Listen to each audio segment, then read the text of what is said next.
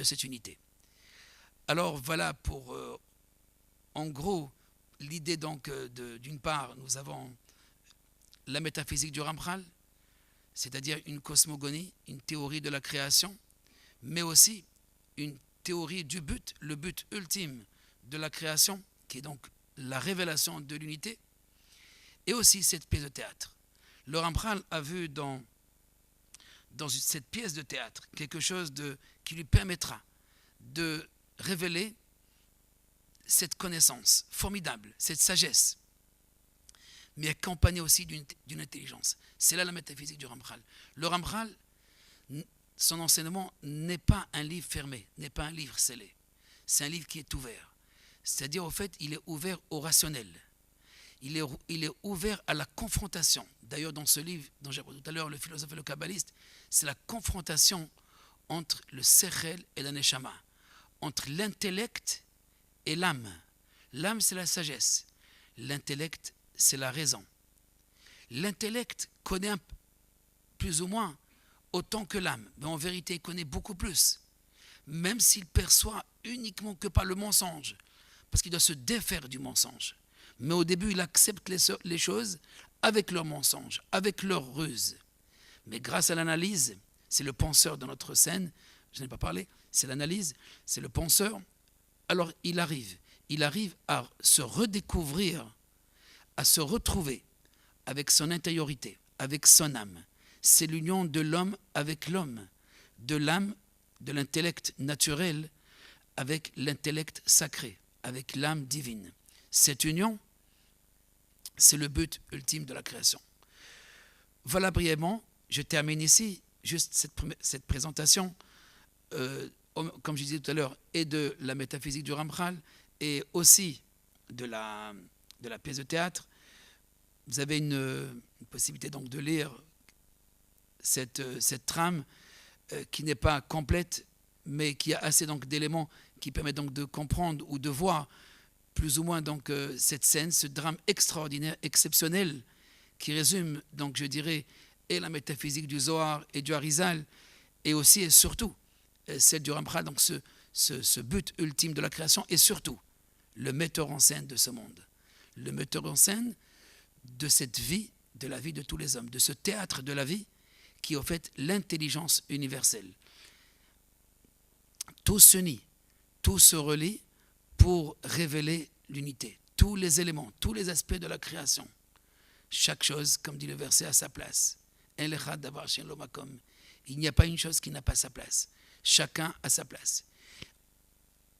Voilà, pour dans une première étape, ou je dirais avant la conclusion, après la lecture, en attendant, s'il y a des questions, je répondrai, ensuite on conclura.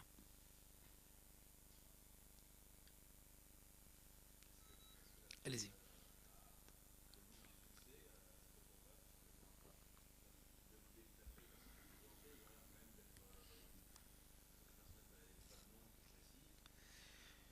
Si, ils ont des noms. Allégorie. C'est comme allégorie.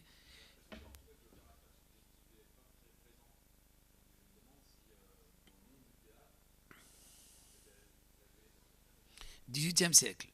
En 1700. Non, cette pièce n'a jamais été jouée. Cette pièce n'a jamais été jouée par quiconque. C'est un livre qui a été publié. C'est comme dans la Torah. C'est un livre qui est plutôt étudié que lu par quelques personnes. Mais bien sûr, un homme comme Bialik, qui est donc des belles lettres, de la poésie aussi, s'intéresse et trouve dans ce drame quelque chose de fantastique. D'abord au niveau de l'hébreu, de la prose, quelque chose d'exceptionnel. Le texte est exceptionnel. Personne n'a écrit de cette manière. Ceux qui lisent le texte, il est formidable. C'est le Shakespeare juif. Et plus peut-être, je ne sais pas, je ne pourrais pas donc juger, mais je peux vous dire que tous ceux qui ont lu la pièce en hébreu, ils sont en extase. Au niveau de l'hébreu déjà, au niveau de la forme, mais plus encore, il y a un fond exceptionnel et qui est basé sur la science de la vérité. Il est certain que jusqu'à présent, personne n'a joué cette pièce. D'autres pièces du Ramchal comme Migdal Oz, Gloire au juste, il y a aussi une affaire de mariage cette fois-ci, c'est le jeune homme, c'est l'homme qui cherche.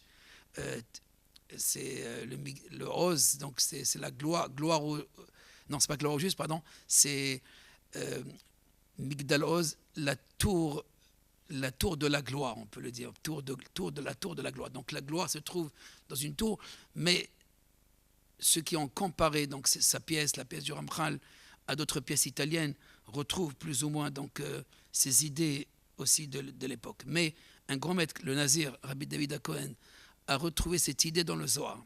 Cette idée que la jeune fille, c'est la sagesse, là-bas c'est la pensée authentique, et elle est cachée, elle est enfermée dans une tour. Et il faut trouver la route.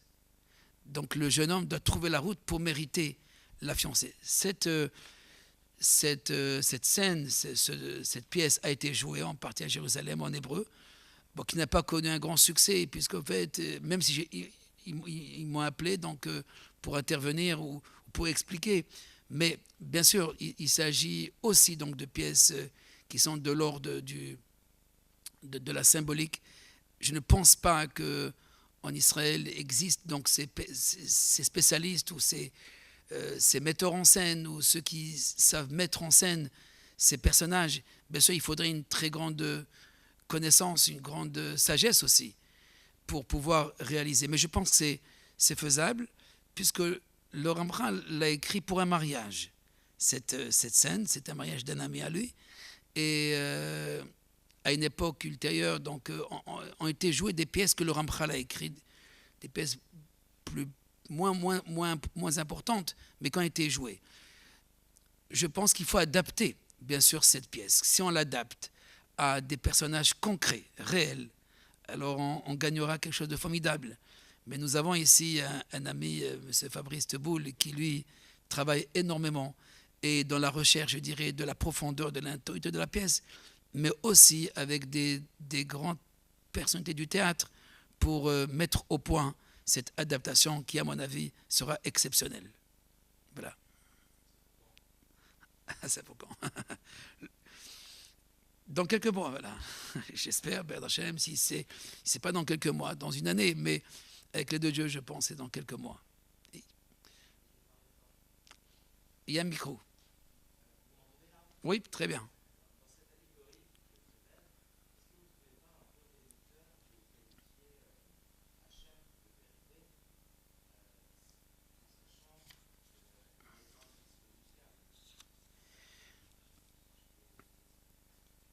Oui.